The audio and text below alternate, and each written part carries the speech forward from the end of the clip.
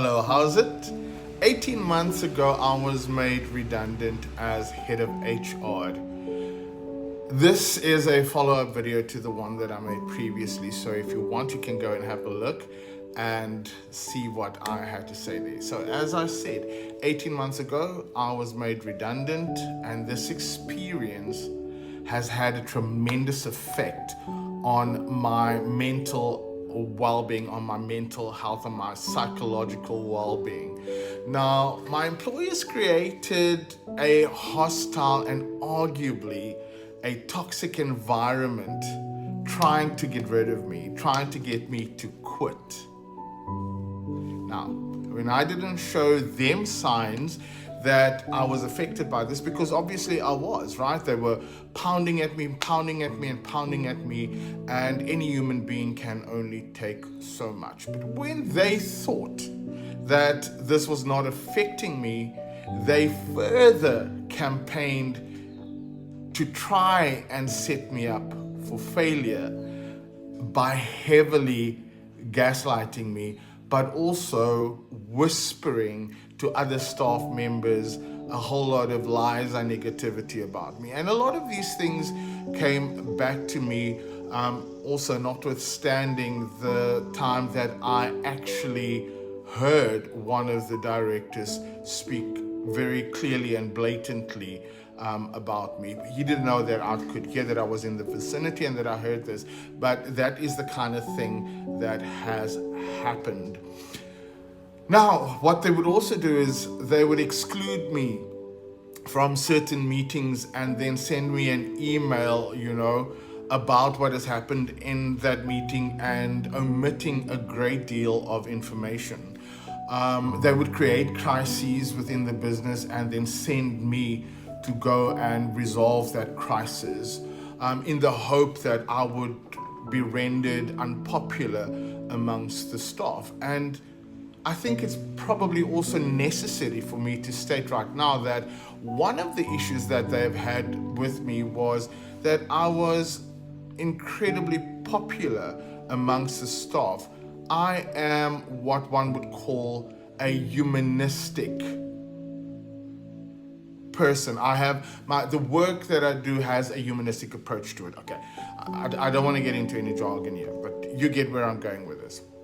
So they tried to set me up. And when I was invited to meetings, they would create dialogue where I would then have to defend myself.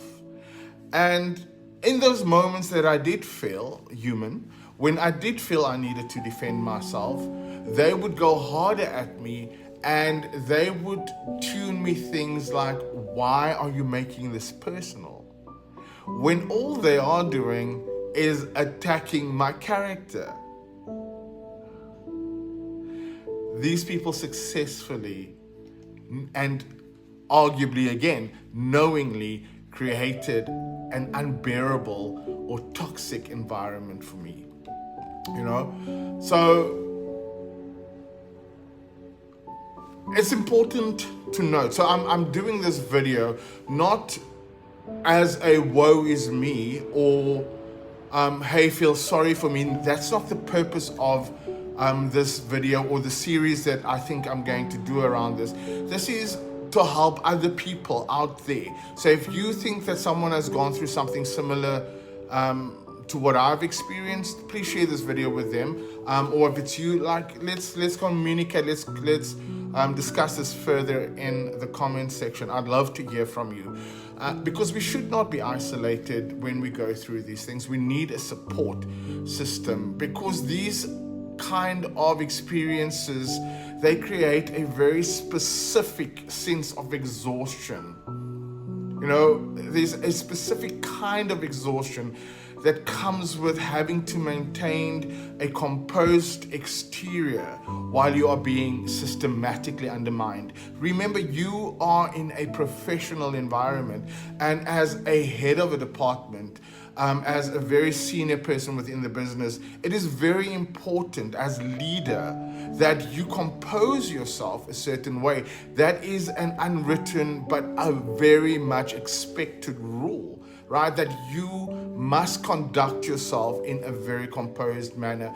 And I used to come home and I would tell my husband that the day was exhausting, and it's not the work that exhausts me, it's the people behind the work that exhausts me.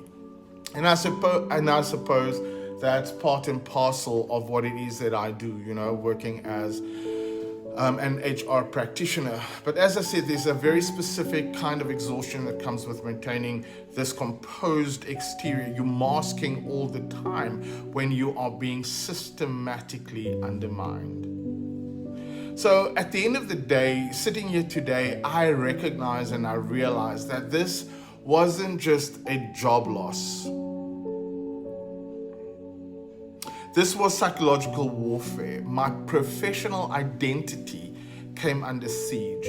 And if you have worked for over 25 years on a specific career, and you have worked in a variety of environments, you have worked across industries, you have international exposure, you speak publicly at conferences about what it is that you're so passionate about, and that what it is that you do, and it becomes incredibly painful when someone comes and jabs at you the whole time. What their motive is, I don't know. And that made me realize as well that there are evil people in the world. There are people in this world that has horrific motives. Hurt people hurt people. We've all heard that being said. Hurt people hurt people. And obviously these guys are very, very hurt people. Or they see a historically disadvantaged individual such as myself as a threat for whatever reason. There are so many theories that's running through my head because, to be honest with you, I don't understand why it came to what it came to. But here I am today, starting over again as a 51-year-old. I have started a consultancy, an HR and learning and development company. So, and it's tough. And that's the reason why I'm doing this, because I'm standing in my own way a great deal as well. I am doubting myself a great deal because of my past experiences. And the job I had before that, I had very similar experiences. They say the higher you go, the thinner the air becomes, right? And when you fall, the harder the fall is. And there's so much truth to that. The competition up there is incredibly high. But what I never understood is, why am I a threat? Why am I such a pain in your behind? You see, I'm guided and governed by a value system. And the work that I do is guided by legislation in South Africa. It is guided by policy. It is dictated by the operational expectations of the business. So my work is always very objective.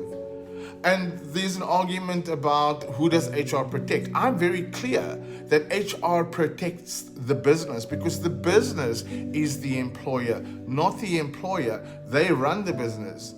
Steve Jobs was made redundant in his business that he started many, many, many years ago, right? So it's not the founders of the business that runs the business. It's the business that runs the business. It's the people that runs the business. Okay, so being made redundant obviously hit me very, very hard. I had to go and get professional help. I had to get a life coach to come and work alongside me, even though I am a certified life coach. Life coaches need life coaches. And of course, I had to go for therapy because I had to do some deep work. I even thought that I was going through a midlife crisis, because the emotional torment that I've experienced, the psychological warfare that I've experienced, had a tremendous effect on me. So here I am, starting my own business. For months now, I am navigating this landscape, and let's see where it will take me. I'm going to do another part. Let me give some thought of what I want to say. But thank you for watching. Thank you for staying tuned. I love you for watching. Donnie Miller, HR practitioner and L&D specialist.